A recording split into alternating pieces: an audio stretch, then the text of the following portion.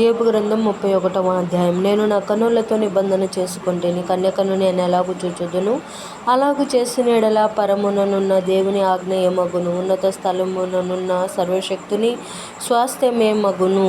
దుర్మార్గులకు విపత్తు సంభవించుటే గదా, పాపము చేయువారికి దురవస్థ ప్రాప్తించుటే గదా. ఆయన నా ప్రవర్తన ఎరుగును గదా, నా అడుగుజాడలన్నిటిని లెక్కించును గదా. అబద్ధికుడనై నేను తిరుగులాడిన ఎడల, మోసము చేయుటకై నా కాలు త్వరపడిన ఎడల, నేను యథార్థుడనై ఉన్నానని దేవుడు తెలుసుకొనున్నట్లు న్యాయమైన త్రాసులో ఆయన నన్ను తూచునుగాక. నేను త్రోవ విడిచి నడిచిన ఎడల, నా మనసు నా కన్నులను అనుసరించి సంచరించిన ఎడల, మాలిన్యమైనను నా చేతులకు తగిలిన ఎడల, మాలిన్యమేమైనను నా చేతులకు తగిలిన ఎడల, నేను విత్తిన దానిని వేరొకడు భుజించునుగాక, నేను నాటినది పెరికి వేయబడునుగాక. నేను హృదయమున పరస్త్రీని మోహించిన ఎడల, నా పొరుగువాని ద్వారమున నేను పొంచి ఉన్న ఎడల, నా భార్య వేరొకని తిరుగలి విసరునుగాక, ఇతరులు ఆమెను కూడుదురుగాక. అది దుష్కామ కార్యము, అది న్యాయాధిపతుల చేత శిక్ష నొంద తగిన నేరము, అది నాశన కోపము వరకు దహించు అగ్నిహోత్రము. అది నా ఆదాయమంతయు నిర్మూలము చేయును. నా పనివాడైనను పనికత్తి అయినను నాతో వ్యాజ్యమాడగా, నేను వారి వ్యాజ్యమును నిర్లక్ష్యము చేసిన ఎడల, దేవుడు లేచున్నప్పుడు నేనేమి చేయుదును? ఆయన విచారణ చేయునప్పుడు నేను ఆయనతో ఏమి ప్రత్యుత్తరమిత్తును? గర్భమున నన్ను పుట్టించిన వాడు వారిని కూడా పుట్టింపలేదా? గర్భములో మమ్ము రూపించిన వాడు ఒక్కడే గదా. బేదలు ఇచ్చేయించిన దానిని నేను బెగబట్టిన ఎడల, వెదవరాండ్ర కన్నులు క్షీణింపజేసిన ఎడలను, తల్లిదండ్రులు లేని వారిని నా అన్నములో కొంచెమైనను తిననీయక నేను ఒంటరిగా భోజనము చేసిన ఎడలను, ఎవడైనను వస్త్రహీనుడై చచ్చుట నేను చూడగను, బేదలకు వస్త్రము లేకపోవుట నేను చూడగను. వారి దేహములు నన్ను దీవింపకపోయిన ఎడలను, వారు నా గొర్రెల బొచ్చు చేత వేడిమి పొందకపోయిన ఎడలను, గుమ్మములో సహాయము దొరుకుననుకొనిన తండ్రి లేని వారిని నేను అన్యాయము చేసిన ఎడలను, నా భుజశల్యము దాని గూటి నుండి పడునుగాక, నా బాహు ఎముకలలోనికి విరుగునుగాక. నేనలాగు చేయలేదు.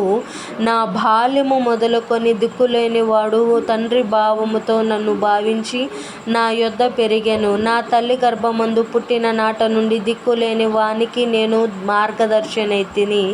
మార్గదర్శినైతిని. దేవుని మహత్యము ఎదుట నేను నిలువజాలననియు, ఆయన నన్ను నిర్మూలము చేయుననియు భీతి పుట్టెను. సువర్ణము నాకు ఆధారమనుకొనిన ఎడల,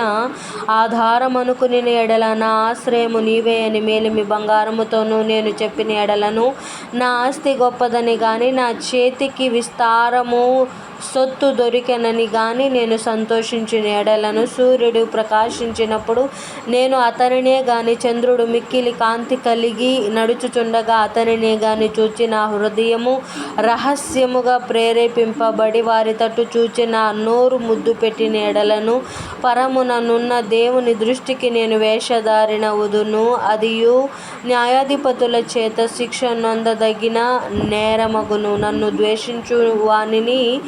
నన్ను ద్వేషించిన వానికి కలిగిన నాశనమును బట్టి నేను సంతోషించిన ఎడలను, అతనికి కీడు కలుగుట చూచి నేను ఉల్లసించిన ఎడలను, నేను అలాగు చేయలేదు. అతని ప్రాణమును నేను శపించలేదు. పాపము చేయుటకు నా నోటికి నేను చోటియనే లేదు. పాపము చేయుటకు నా నోటికి నేను చోటియనే లేదు. అతడు పెట్టిన భోజనము తిని తృప్తి పొందని వానిని చూపింపగలవారెవరని? నా గుడారమందు నివసించువారు పలకని ఎడలను, పరదేశిని వీధిలో ఉండకుండా నా ఇంటి వీధి తలుపులు తెరచితిని గదా.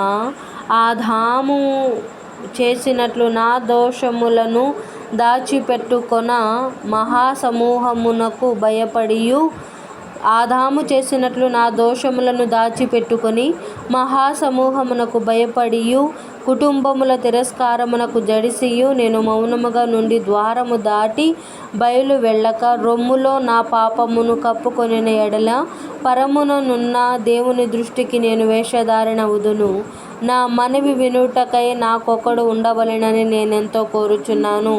ఇదిగో నా చేవ్రాలు గురుతు, ఇదిగో నా ప్రతివాది వ్రాసిన ఫిర్యాదు. సర్వశక్తుడు నాకు ఉత్తరమిచ్చునుగాక. నిత్యముగా నేను నా భుజము మీద దానిని వేసికొందును, నాకు కిరీటముగా దానిని ధరించుకొందును. నా అడుగుల లెక్క ఆయనకు తెలియజేసెదను. రాజువలె నేను ఆయన యొద్దకు వెళ్ళెదను. నా భూమి మొర్రపెట్టిన ఎడలను, నా భూమి నా మీద మొర్రపెట్టిన ఎడలను, దాని చాళ్ళు ఏకమై ఏడ్చిన ఎడలను, క్రయధనము ఇయ్యక దానిని అనుభవించిన ఎడలను, దాని యజమానులకు ప్రాణహాని కలగజేసిన ఎడలను, గోధుమలకు ప్రతిగా ముళ్ళును, యవలకు ప్రతిగా కలుపును మొలుచునుగాక. యోబు వాక్యములు ఇంతటితో సమాప్తములాయెను. దేవుడి పరిశుద్ధ వాక్యమును వినికిడందు భద్రపరిచి దీవించునుగాక. ఆమేన్.